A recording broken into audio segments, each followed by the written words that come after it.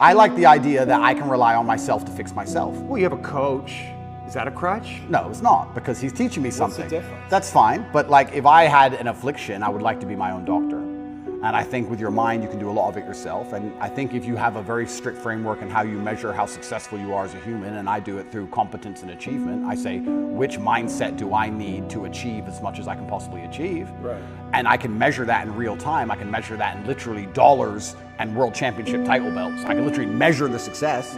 I'll say, okay, well then this is the mindset I need to have to be as successful as possible. Anything that's deviating me away from that needs to be addressed and concerned and dealt with, and I can do that myself. And I think the fear that, if it's fear that's waking me up from nightmares now, it's just because I understand there's a very big apparatus, a very big enemy, which I cannot destroy and I cannot be coming to get me.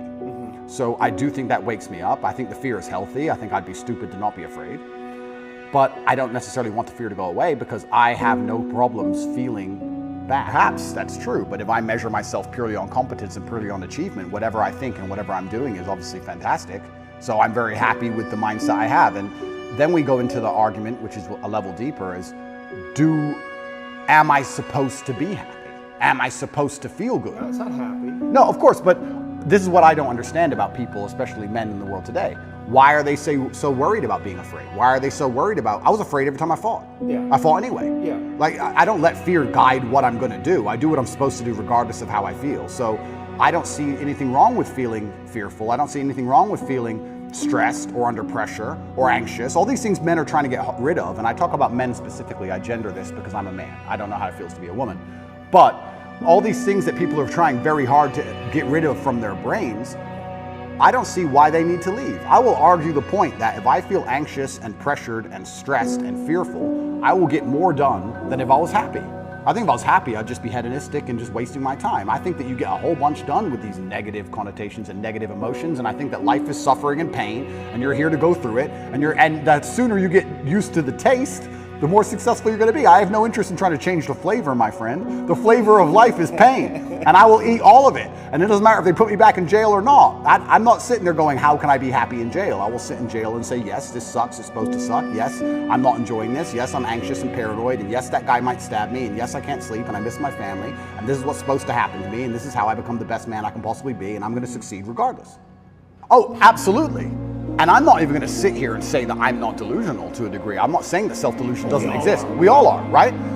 Let me give you a very simple example. Let me try and use an analogy.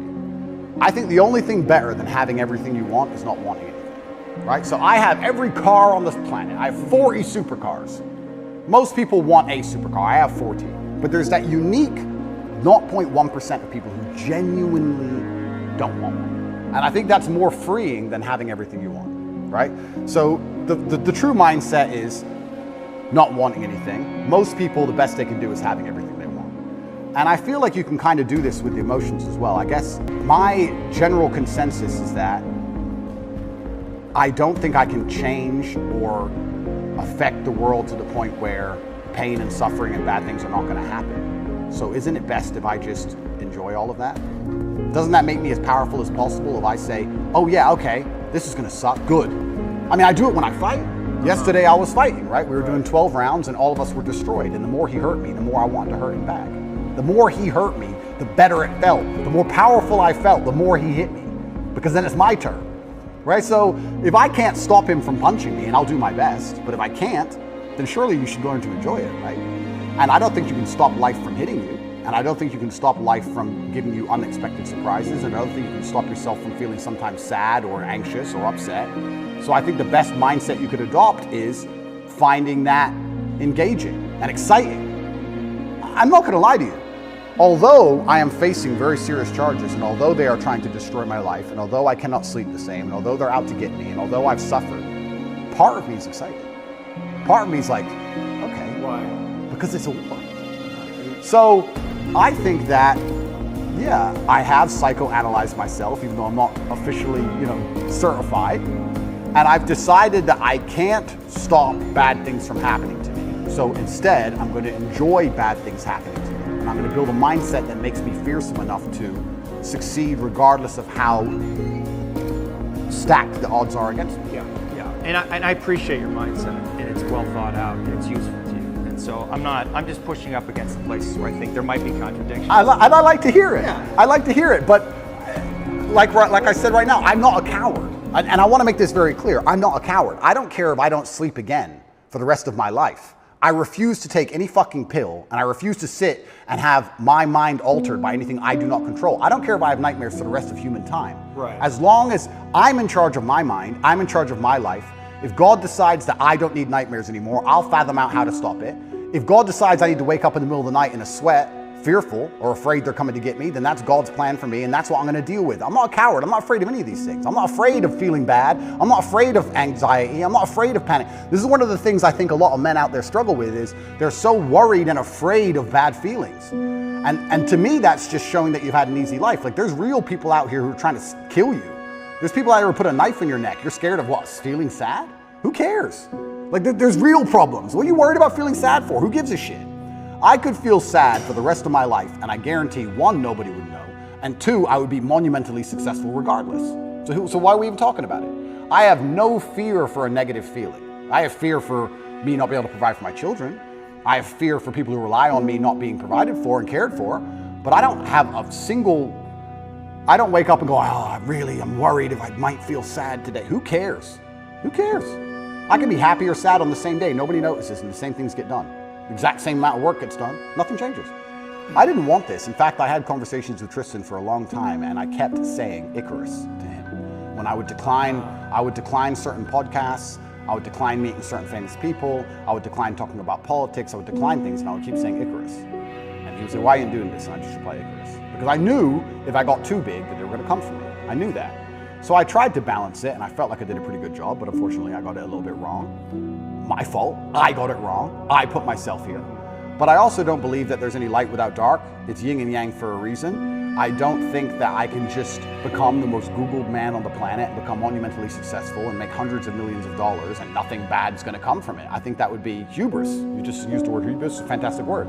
I think it would be stupid for me to sit there and go, I should be able to do all of this good and have a fantastic life, and there's going to be no repercussion in any form. I knew this was coming to the point where I literally sat with Tristan about 3 weeks before it happened and said, we're fucked. I know what you're saying. I don't think I need the test. I do feel like I need to tell the truth. I do feel like What's the truth? The truth is, well, The truth about the Matrix? yeah, The what lies? what I believe. And I do believe that I have a responsibility because of my massive platform. Yeah. And I do believe that the responsibility is for me to do my best to educate people in a way that's going to make them happy. Mm-hmm. And I know I could have sold my soul 1,000 times, and I know I could have avoided this, and I know I could have not said certain things, and I understand all of that. I wasn't looking for a war this large. I wouldn't say I was looking for it, but I wasn't ignorant to the fact that it might happen, and I wasn't afraid. You didn't do anything to avoid it, though. I did a lot to avoid You it. did. Icarus. I must have said it 1,000 right, times. right. I could have made it much worse. Yeah. But I was never afraid of it happening. I think there's a difference between knowing something bad might happen and taking the calculated risk and going, this is my journey for truth and this is what I believe is what I should do, and being afraid of something. Like, I understand if I go into the ring, I might lose. But I do believe 93% chance I'm going to destroy him. Well, and you want the fight, either way. I guess so, because how else do you matter, right? That's my point. And I'm not saying that I'm glad I'm being persecuted for false human trafficking inside of Romania. I'm not saying that at all. But I'm saying that, well, exactly. And if you take the lessons from it, and if we want to once again talk about being as formidable as possible, then I don't think jail, okay, it's given me nightmares, but I don't think it's made me weaker. No. And it could have easily made me weaker. I could have gone through the exact same experience with a different mental model and emerged weaker. I believe I've emerged stronger, regardless of the fact that I have nightmares. I didn't have nightmares before, now I do, but I still see myself as a stronger person. That's one more thing I no longer have to fear from an unknown perspective. I know exactly what it's like. I know the best ways to deal with it, which I developed within the 3 months. And if they put me back, I know what I'm going into. So that's a unknown area of the map explored. Yes. And I don't want to go, but I do believe that I'm more powerful than ever. And you have to find the good in it. That's absolutely not for sure. But I don't think I want to be very careful. I don't think I was looking for this fight. I'm finding the good in this fight. I believe that my fight actually has far-reaching repercussions for society now. I think that however this plays out is going to affect society in real time. I wasn't looking for it, but I was never... Did you attract it in some way? Well, if you are a force for good, then the evil is going to attack you, isn't it? And I do genuinely believe this is the battle of good versus evil in the world today. I believe that truth is always going to be on the side of good. I am religious. I believe the things I say most people knew were true only 10 to 15 years ago. I don't think they're radical ideas. And I think that there is an evil force in the world which is extremely deceptive, and they are out to try and silence me, not because what I say is wrong, it's in fact because what I say is right. I believe the reason I have so much influence and the reason so many young boys listen to me and pay attention to me is because I say things that are true, that they know intrinsically, evolutionarily, inside of their bones as true, that I say things which work. People often wonder why my fan base is so feverish, why my fan base is so dedicated. Well, if they listen to me, it's the first time they ever feel good. The first time they ever train hard and start to feel better physically, and they start to feel better mentally, and they adopt my mental model, and now they're not stressed or depressed anymore. And then they may start to make some money, and they go, you know what, I started listening to Tate a year ago. I'm in the best shape financially, the best shape physically, the best shape mentally. Tate's the man. So they're hyper dedicated to me.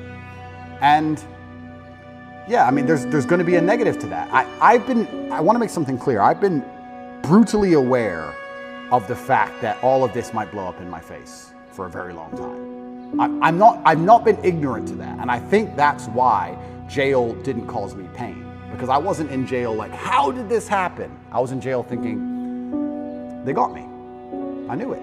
They've been after me for a long time. I knew they were coming. And I don't know if that's a coping mechanism, but I was saying on every single podcast before I went to jail, they're gonna try and put me in jail.